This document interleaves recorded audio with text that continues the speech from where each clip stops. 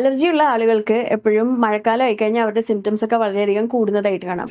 ഇതിന് പല റീസൺസ് ഉണ്ട്. ഒന്നാമത് ഓൾറെഡി വളരെ ഹോട്ട് ആയിട്ടുള്ള ഒരു ക്ലൈമറ്റ് ആണ് നമ്മളുടെ കേരളത്തിലേത്. ഇതിൻ്റെ അകത്തേക്ക് ആഡഡ് ആയിട്ടുള്ള ഈർപ്പം അല്ലെങ്കിൽ ഹ്യൂമിഡിറ്റിയും കൂടെ ചെല്ലുമ്പോൾ അത് തന്നെ നമ്മളുടെ ശ്വാസകോശത്തിന്റെ കുഴലുകളെയും അതേപോലെ മൂക്കിനെയൊക്കെ ഇറിറ്റേറ്റ് ചെയ്യാം. ഹ്യൂമിഡിറ്റി തന്നെ ആളുകൾക്ക് അലർജിയുടെ സിംറ്റംസ് കൂട്ടാം. അതുകൂടാണ്ട് നമ്മൾക്ക് നാട്ടിൽ നിറയെ ഫംഗസ് വളരുന്ന ഒരു സമയമാണ്. ഈ ഫംഗസ് ഒരു തരം ചെറിയ പൂമ്പൊടി പോലത്തെ സ്പോർട്സ് എന്ന് പറയുന്ന ഒരു സാധനം പ്രൊഡ്യൂസ് ചെയ്യും. ഈ സ്പോർട്സ് ഇൻഹെയിൽ ചെയ്യുന്നതും അലർജി ട്രിഗർ ചെയ്യാനും അലർജി ഓൾറെഡി ഉള്ള സിംറ്റംസ് കൂട്ടാനും പലർക്കും കാരണമാവാറുണ്ട്. വേറൊരു കാര്യമാണ് ഡസ്റ്റ് മൈറ്റ് എന്ന് പറയുന്ന ചെറിയ ചെല്ല് പോലെയുള്ള ജീവികൾ. ഏറ്റവും കൂടുതൽ അലർജി കോസ് ചെയ്യുന്ന ഒരു ജീവിയാണിത്. ഇത് നമ്മുടെ ബെഡിലൊക്കെ ജീവിക്കുന്ന ഒരു മൈക്രോസ്കോപ്പിക് ആയിട്ടുള്ള ഒരു ചെല്ലാണ്.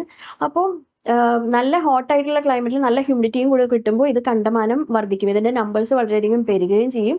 അത് കാരണമുള്ള അലർജിയും വളരെ കൂടുതലായിരിക്കും. ഇതൊന്നും കൂടാണ്ട് നമ്മളുടെ ഓൾറെഡി ഉള്ള പോളന്റെ കൗണ്ട് സാധാരണഗതിയിൽ മഴ നന്നായിട്ട് പിടിച്ചു കഴിയുമ്പോൾ അത് കൗണ്ട് താഴുമെങ്കിലും ആദ്യ സമയത്ത് മഴത്തുള്ളികൾ കാരണം ഈ പൂമ്പൊടികൾ എക്സ്പ്ലോഡ് ചെയ്യുകയും അത് കാരണം പൂമ്പൊടിയോടുള്ള അലർജി ഉള്ളവർക്കും അസുഖങ്ങൾ കൂടുന്നതായിട്ട് കാണാറുണ്ട്. ഇതൊന്നും കൂടാണ്ടാണ് ആ സമയത്ത് സർക്കുലേറ്റ് ചെയ്യണ വൈറൽ ഇൻഫെക്ഷൻസ് കാരണമുള്ള സിംറ്റംസും കൂടിയിട്ട് നമ്മൾക്ക് ഓൾറെഡി ഉള്ള അലർജിയും ആസ്മയൊക്കെ സിംറ്റംസ് കൂട്ടുന്നതായിട്ട് കാണാം. ഇപ്പോൾ ഓൾറെഡി മരുന്നുകൾ നിങ്ങൾക്ക് പ്രിസ്ക്രൈബ് ചെയ്തിട്ടുള്ള ആൾക്കാരാണ്, കൺട്രോളേഴ്സ് ഉള്ള ആൾക്കാരാണെങ്കിൽ കറക്റ്റ് ആയിട്ട് കൺട്രോളേഴ്സ് എടുത്തു പോവുക.